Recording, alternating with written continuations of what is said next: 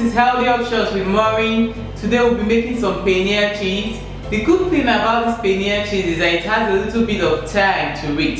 This is because of the addition of the apple cider vinegar towards the end of its preparation. Paneer cheese can be used for a number of things. You can crumble it on top of salads, you can use it with whole wheat bread, you can even eat it as a snack. Come with me as we make this because I know you will like it.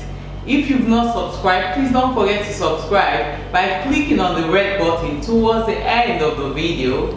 Thank you. So for our paneer cheese with a twist, we'll be needing some milk.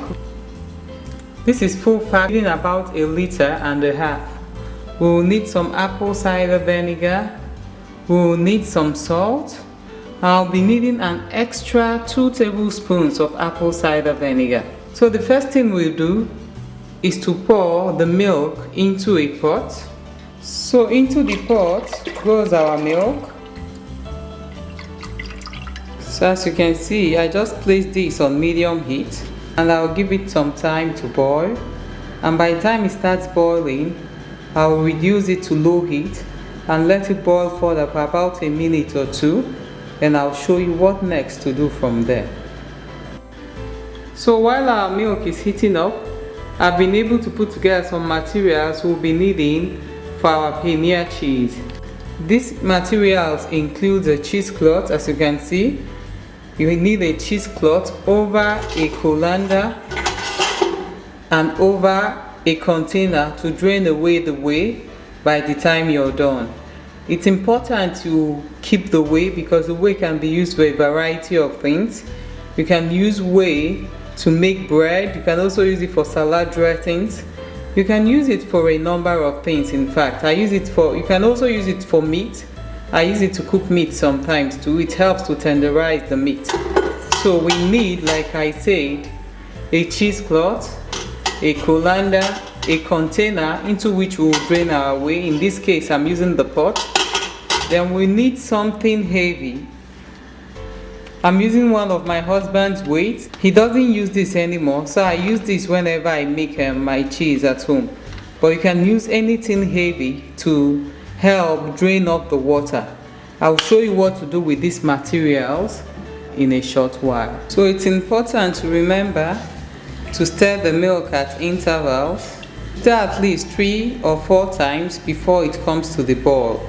So I'm going to leave it to keep heating up and I'll show you what to do once it starts boiling. So as you can see, it's beginning to boil. I just turned down my heat now. I'll leave it to boil for about a minute or two.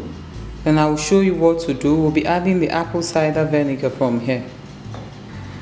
So after about a minute, I'm turning up the heat again. And once I turn up the heat, I'll be pouring in my apple cider vinegar. So you can see it goes in.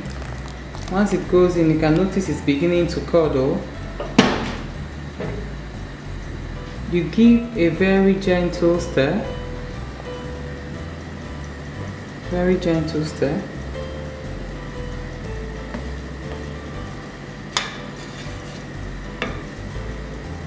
As you can see, it's still boiling. Once you've noticed that it's separated completely, you turn down your heat again and you let it stay for about 30 seconds before completely turning off the heat. As you can see, it's completely separated. I'll be turning off the heat right now. I'll let the curdle sit in the whey for about 5 minutes or so, then we'll be sieving it out. So I'm going to let this rest now, and I'll come back and show you what next to do. So right now I'll be sieving this out onto the cheesecloth. So onto the cheesecloth it goes.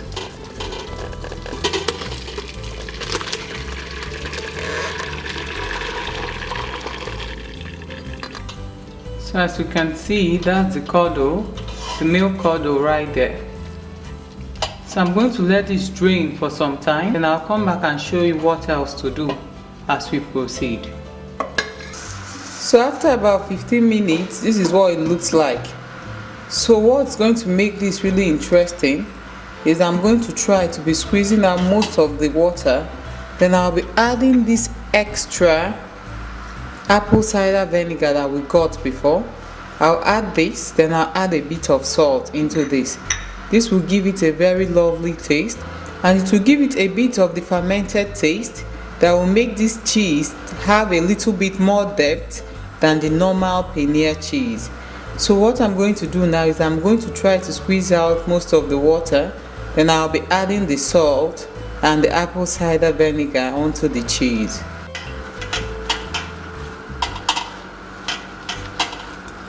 I'm going to give it a little bit of twist.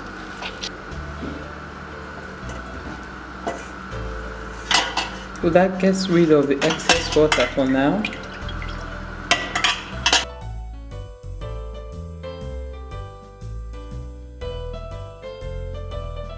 So right now I'll be adding a little bit of salt.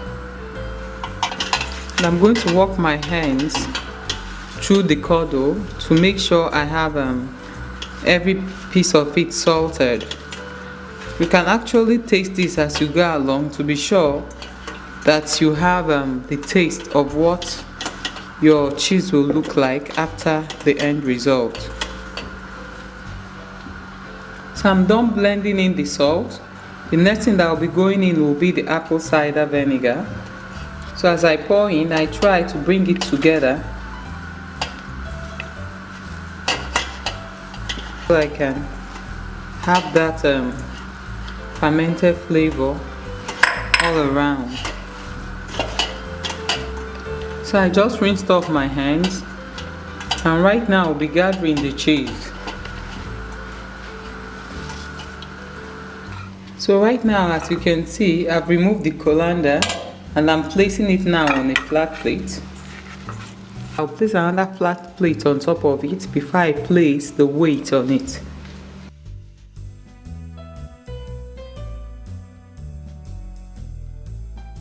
Then I'm going to place my weight on top of the saucer. So this will help make it drain very quickly so that you can have that firm cheese that you're looking for. If you don't have this weight whatsoever that is heavy in your kitchen or at home, as long as it's clean, you can use. You should also remember you're placing it on top of a plate, so you're not placing it directly on the cheese. So I'll let this sit for about 2 hours, then I'll come back and show you what the cheese looks like. So when you get this out of the cheesecloth, that's what it should look like. Usually I prefer to let it cool for some time, and I've actually refrigerated this for some hours, and now I'm going to slice into it to show you what it looks like, because it's actually easier to slice into after you've refrigerated it. So I will show you what it looks like now.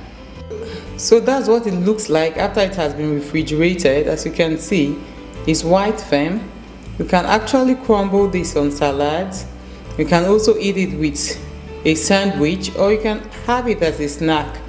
Because of the presence of the apple cider vinegar in it, it makes a really rich snack.